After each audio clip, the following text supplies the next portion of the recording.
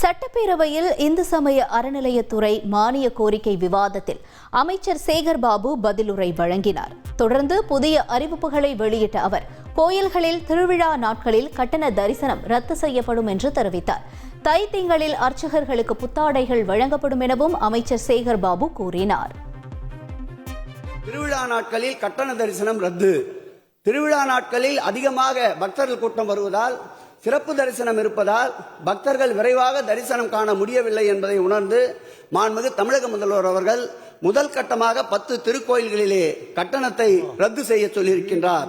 அந்த வகையில் திருச்செந்தூர், திருவரங்கம், ராமேஸ்வரம் உள்பட மேலும் 7 கோயில்கள் பட்டியலிலே இணைத்துள்ளோம்.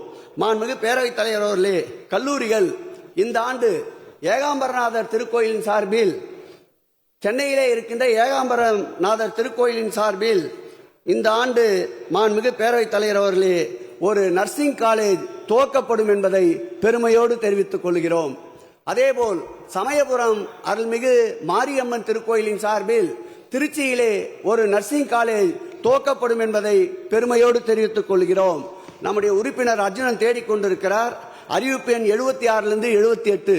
அடுத்த அறிவிப்பு மருதமலை அருள்மிகு சுப்பிரமணிய சாமி திருக்கோயில் சார்பாக பல் தொழில்நுட்ப கல்லூரி, பாலிடெக்னிக் கல்லூரி கொண்டு வரப்படும் என்பதை தெரிவித்துக் கொள்கிறேன்.